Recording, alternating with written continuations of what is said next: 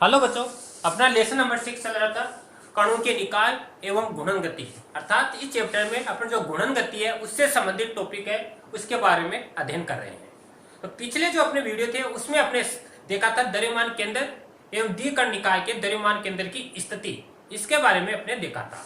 तो द्रव्यमान केंद्र के बारे में अपने देखा था कि मैं कोई भी निकाय है या पिंड है उसका संपूर्ण द्रव्यमान एक बिंदु के रूप में अगर केंद्रित है तो वह क्या कहलाएगा, द्रव्यमान केंद्र कहलाता है। अब जरूरी नहीं है कोई भी पिंड है या निकाय है उसका संपूर्ण द्रव्यमान उसी पिंड के अंदर ही उपस्थित हो, उसके पृष्ठ पर भी स्थित हो सकता है और पृष्ठ के बाहर भी स्थित हो सकता है। अर्थात द्रव्यमान केंद्र है पृष्ठ के अंदर भी हो सकता है एवं द्रव्यमान केंद्र के बाहर भी स्थित हो सकता है। तो आज अपना नेक्स्ट टॉपिक है द्रव्यमान केंद्र की गति। द्रव्यमान केंद्र है उसकी गति से संबंधित जो भी समीकरण है उनका प्रूफ करना है अपन को। तो अपन पहले लेते हैं द्रव्यमान केंद्र की गति। तो इसमें आपने देखा था कोई एक दृढ़ पिंड है, जैसे सपोज करो ये कोई एक दृढ़ पिंड है, ये इसकी रोटेशन अक्ष है, घूर्णन अक्ष, और इस ये पूरा एक निकाय है। इस निकाय का द्रव्यमान m है और ये कई छोटे छोटे कणों से मिलकर बना है, जैसे m1 m2 m3 dot dot mn N कणों से मिलकर बना हुआ है। इनकी दूरियां क्रम से r1 r2 r3 r4 rn, घूर्णन अक्ष से इसकी दूरियां है। तो द्रव्यमान केंद्र के लिए अपने कल जैसे कोई एक निकाय, ये निकाय बहुत सारे कणों से मिलकर बना हुआ है जिसके द्रव्यमान क्रम से m1 m2 m3 dot dot mn है और घूर्णन अक्ष से दूरियां हैं क्रम से r1 r2 r3 dot dot rn है। तो द्रव्यमान केंद्र का जो स्थिति सदिश है ये अपने कल देखा था RCM, स्थिति सदिश था RCM बराबर m1 r1 plus m2 r2 और डॉट डॉट डॉट लास्ट वाले कण के लिए mn rn, ये द्रव्य अपोन में m1 plus m2 plus dot dot dot mn। अब ये संपूर्ण निकाय है, इस संपूर्ण निकाय का द्रव्यमान m है, अर्थात m बराबर है अपने पास m1 plus m2 plus dot dot dot mn। Equation जो द्रव्यमान केंद्र का जो स्थिति सदिश है इसका अपन क्या करेंगे, अवकलन करेंगे समय के सापेक्ष। तो अवकलन करने पर अवकलन करने पर और 1 इसकी जगह अपन को m रखना है, तो अवकलन कर दो इसका t अपॉन में dt RCM बराबर 1/m d अपॉन में dt और m1 r1 plus dot dot dot mn rn। अब द्रव्यमान तो चेंज होता नहीं है, स्थिति सदी चेंज होगा, तो RCM अपॉन में dt और ये m है, इसका वज्र गुणा कर दो इधर, तो m इधर आ जाएगा वज्र गुणा में m1 dr1 अपॉन में dt plus m2 dr2 upon में dt और plus dot dot dot mn dRn upon में dt। अर्थात और ये क्या होता है, विस्थापन में परिवर्तन की दर को वेग बोलते हैं, तो ये हो जाएगा VCM मानी mVCM बराबर m1 v1 plus m2 v2 plus mn vn। Equation number 2, ये जहां पर VCM क्या है अपने पास, VCM है द्रव्यमान केंद्र का वेग और इसको बोलेंगे dRCM अपॉन में dt, इसको बोलेंगे द्रव्यमान केंद्र का वेग। इसी प्रकार V1 क्या है अपने पास dR1 अपॉन dt, V2 क्या है dR2 अपॉन में dt और Vn है dRn अपॉन dt। तो ये अपने निकाल लिया द्रव्यमान केंद्र का वेग सदिश।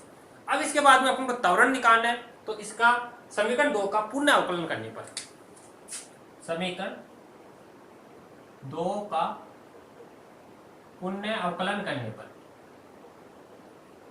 तो इसका पुनः t के सापेक्ष अवकलन कर दो m dVCM अपॉन में dt बराबर, यहां पर देखो m1 कांस्टेंट है dV upon dt, m2 dV2 upon dt, m1 dV1 upon में dt plus m2 dV2 upon में dt और डॉट लास्ट वाला M N D V N upon में डी टी। तो आपने क्या किया, इक्वेशन सेकंड का टी के सापेक्ष पुनः अवकलन कर दिया। और वेग में परिवर्तन की दर क्या होती है, त्वरण। तो इसको लिखेंगे एम ए सी एम बराबर m1 ये पहले कण का त्वरण, a1 ये दूसरे कण का त्वरण, m2 a2 और प्लस दो डो डो लास्ट वाला mn am। इक्वेशन नंबर 3 ये कहलाता है आपका द्रव्यमान केंद्र के सापेक्ष त्वरण का स्थिति सदिश। अब ये क्या है, अपने पास बल है, बल बराबर क्या होता है ma। तो ये प्रथम कण का बल है F1 प्लस ये दूसरे कण का बल F2 प्लस अगला F3 और डॉट डॉट Fn। इधर आपका MACM। कोई भी निकाय किसी निकाय का कुल बल अर्थात जो किसी निकाय इस निकाय पर लगने वाला कुल बल है सभी कणों पर लगने वाले अलग अलग बलों के सदिश योग के तुल्य होता है। यानी F बराबर F एग्जिस्ट मानी बाह्य बल का मान होता है F1 प्लस F2 और dot dot dot dot Fn सभी बलों के सदिश योग के तुल्य होता है। तो इक्वेशन थर्ड में यहाँ पर टोटल F लिखेंगे। तो MACM बराबर F एग्जिस्ट मानी बाह्य बल अर्थात बल बराबर हम वैसे भी जानते हैं बल बराबर होता है द्रव्यमान गुणा त्वरण। तो यह आपका द्रव्यमान केंद्र के रूप में त्वरण निकाल लिया अर्थात इसकी गति निकालें तो ACM बराबर FEXT अपॉन में m। अर्थात कोई भी कण है उस कण का द्रव्यमान केंद्र का जो त्वरण है वह उस कण पर लगने वाले कुल बल के एकांक द्रव्यमान के इक्वल होता है। तो यह था द्रव्यमान केंद्र की गति। इसका स्क्रीनशॉट लेना और इसके बाद में अपने नेक्स्ट टॉपिक स्टार्ट करते हैं।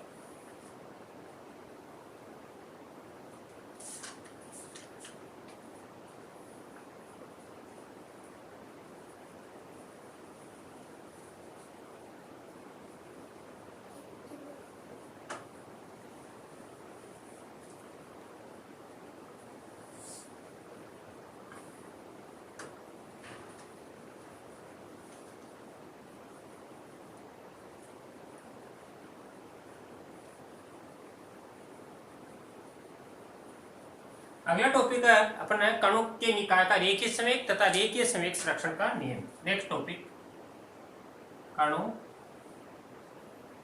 के निकाय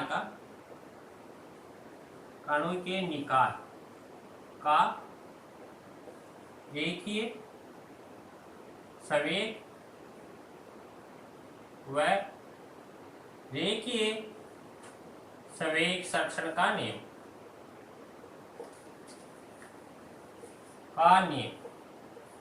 कंजर्वेशन ऑफ मोमेंटम। रेखीय संवेग क्या होता है, कोई भी पिंड है वह पिंड छोटे छोटे कणों से मिलकर बना हुआ होता है। तो प्रत्येक कण का द्रव्यमान तथा उस कण का वेग का गुणनफल रेखीय संवेग कहलाता है। P बराबर mv। जैसे मान लीजिए कोई दृढ़ पिंड है, अपने अभी देखा था, ये इसकी रोटेशन अक्ष है और ये कई कणों से मिलकर बना हुआ है जिनके द्रव्यमान क्रम से m1 m2 m3 m4 और लास्ट वाले का m है और गुणन अक्ष से दूरियां r1 r2 r3 r है और प्रत्येक कण है इसका रेखीय संवेग p1 p2 p3 और लास्ट वाले का pn और टोटल है p। तो पूरे जो निकाय है पूरा निकाय है उस पूरे निकाय का कुल रेखीय संवेग है अलग अलग कणों के रेखीय संवेग के योगफल के तुल्य होता है। अर्थात कुल रेखीय संवेग p बराबर पहले कण का रेखीय संवेग दूसरे कण का रेखीय संवेग और डॉट डॉट डॉट और लास्ट वाले कण का रेखीय संवेग। अब संवेग अपन जानते हैं p बराबर होता है mv, ये अभिन्न पढ़ा है। संवेग p बराबर होता है mv। अब पहले कण के लिए लिखेंगे तो पहले के लिए क्या आएगा m1 v1, दूसरे के लिए m2 v2 और डॉट डॉट लास्ट वाले के लिए mn v1। ये अपना रेखीय संवेग है। चूंकि वेग भी अपन जानते हैं, वेग बराबर क्या होता है विस्थापन में परिवर्तन की दर को वेग कहते हैं। अब पहले कण के लिए निकालेंगे तो dr1 लिख देंगे dr1 अपॉन में dt, दूसरे के लिए m2 D R upon D T plus M N D R N upon में डी टी।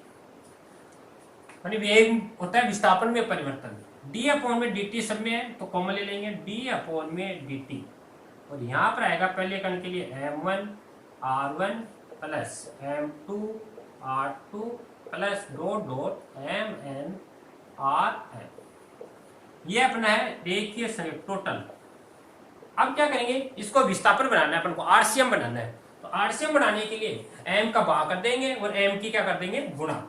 टोटल m है, टोटल m अपन जानते हैं m बराबर होता है पहले कण का द्रव्यमान प्लस दूसरे कण का द्रव्यमान डॉट डॉट डॉट mn।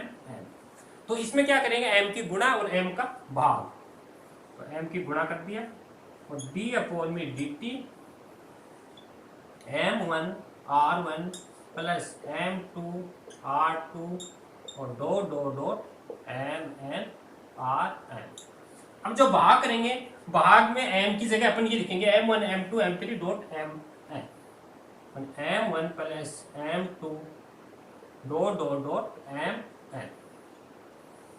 अब अपन जानते हैं आरसीएम द्रव्यमान केंद्र का स्थिति सदिश, या इसको क्या लिख सकते हैं, आरसीएम, अर्थात P बराबर m d अपॉन में dt, और इसको अपन लिख सकते हैं आरसीएम। केस नंबर 2, चूंकि अपन जानते हैं आरसीएम क्या होता है, द्रव्यमान केंद्र का स्थिति सदिश m1 r1 plus dot dot dot mn rn upon में m1 plus dot dot dot mn। तो ये जो चीज है इसकी जगह अपने लिख लिया द्रव्यमान केंद्र का स्थिति सदिश आरसीएम। तो P बराबर आ गया m d आरसीएम अपॉन में dt, और विस्थापन में परिवर्तन की दर को अपन क्या बोलते हैं, वेग बोलते हैं।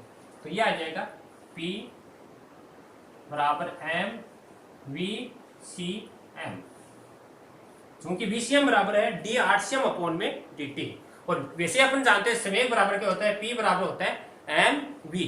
तो ये आपका आ गया P बराबर m VCM। अब ये समीकरण का, इसको मान लो थर्ड, समीकरण 3 का अवकलन करने पर तो दोनों तरफ से इसका अवकलन कर दो, तो dp अपॉन में dt, और इधर करेंगे तो m तो कांस्टेंट है, और dvcm अपॉन में dt।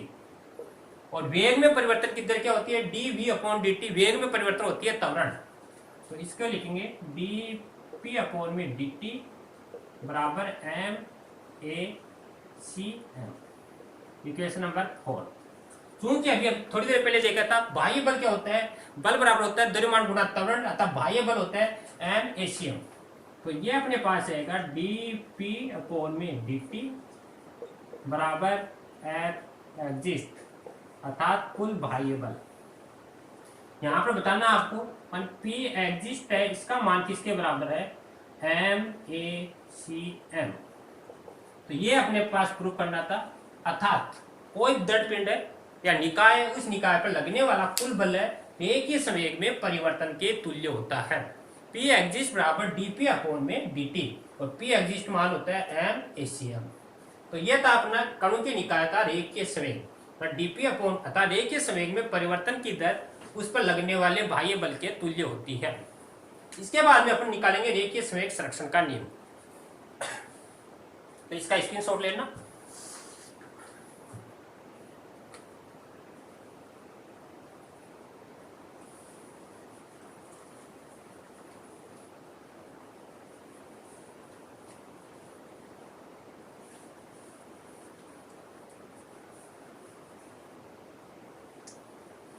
इसके बाद में रेखीय संवेग संरक्षण का नियम। तो अभी अपने देखा है रेखीय बाह्य बल का मान होता है dp अपॉन में, पांचवी इक्वेशन है dp अपॉन में dt बराबर था f एग्जिस्ट।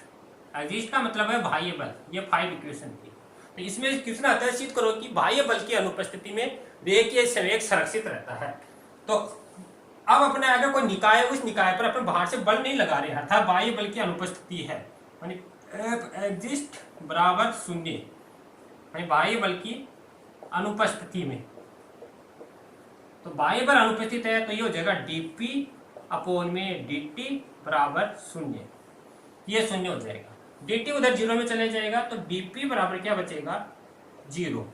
अब इसका समाकलन करेंगे, समाकलन करने पर समाकलन करेंगे तो dp बराबर 0, और जैसे dx है, dx का समाकलन x होता है, वैसे dp है, dp का समाकलन क्या होगा p, और 0 है, 0 का समाकलन हमेशा कांस्टेंट या स्थिर राशि होती है, कांस्टेंट कांस्टेंट। तो इससे यह प्रूफ हो गया, अर्थात बाह्य बल की अनुपस्थिति में कोई भी निकाय उस निकाय का रेखीय संवेग संरक्षित रहता है, अर्थात कांस्टेंट रहता है, या वह नियत वेग से क्या करती है, गति करती है। तो 2 नंबर का क्वेश्चन आता है, सिद्ध करो कि बाह्य बल की अनुपस्थिति में रेखीय संवेग संरक्षित रहता है, तब आपको ये करना है। अब द्रव्यमान के अंदर है, इसकी स्थिति पर आधारित एक क्वेश्चन देखते हैं। अच्छा क्वेश्चन है, जैसे क्वेश्चन है, जैसे कार्बन मोनोऑक्साइड गैस है CO, कार्बन मोनोऑक्साइड गैस है, उन गैस के अणु के बीच की जो दूरी है, बीच की दूरी अपन को दे रखी है 1.27 एंगस्ट्रॉम है। तो द्रव्यमान केंद्र की स्थिति ज्ञात करो। तो आपको देखना है कि द्रव्यमान केंद्र कितनी दूर पर है। तो अपन कार्बन मोनोऑक्साइड में जैसे लेते हैं, ये आपका कार्बन है, ये कार्बन, और ये ऑक्सीजन का परमाणु है, ये ऑक्सीजन है, और ये इनके बीच की डिस्टेंस है, ये अपन को दे रखी है कितनी 1.27 एंगस्ट्रॉम। कार्बन है, कार्बन के परमाणु का जो द्रव्यमान होता है M1 मान लो, या M कार्बन, इसका होता है अपने पास आता है 12 AMU atomic mass unit. M2 दूसरा है अपने पास ऑक्सीजन, और ऑक्सीजन होता है 16 नंबर पर, और AMU। दूरी अपन को ये दे रखी है। प्रारंभिक दूरी क्या है, प्रारंभिक ये किसी गुणनक से है, तो प्रारंभिक क्या है, जैसे R1 मानते हैं, R1 बराबर क्या है 0, और R2 क्या है अपने पास ये 1.27 एंगस्ट्रॉम। अब अपन से पूछ रहा है कि द्रव्यमान केंद्र है, इस मूल बिंदु से कितनी दूरी पर होगा, कितनी दूरी पर विस्थापित होगा। तो RCM का अपना फॉर्मूला लगाना है, RCM बराबर M1 R1 plus M2 R2 upon में M1 प्लस M2। अब R1 तो यहाँ पर 0 है, M1 का मान 12 दे रखा है, 12 multiply 0 plus 16 multiply 1.27 upon 12 plus 16 multiply कर दो, तो 12 16 मल्टीप्लाई 1.27 अपॉन 16 18 और 28, काट दो इसको, 16 से काटा 8 और इसको 14, इसको काटा 4, इसको 7। अब इसका डिवाइडेशन 28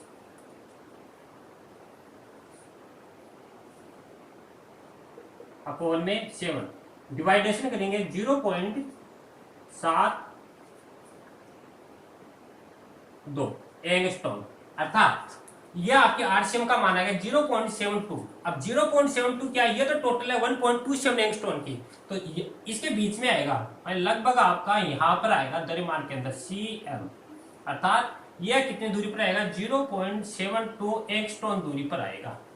तो इस प्रकार अपन द्रव्यमान केंद्र की स्थिति ज्ञात कर सकते हैं। तो यह आज का अपना टॉपिक था, द्रव्यमान केंद्र की गति एवं कणों के निकाय का रेखीय समय एवं रेखीय संवेग संरक्षण का नियम, और इस पर आधारित अपने प्रॉब्लम सॉल्व किया। थैंक यू बच्चों।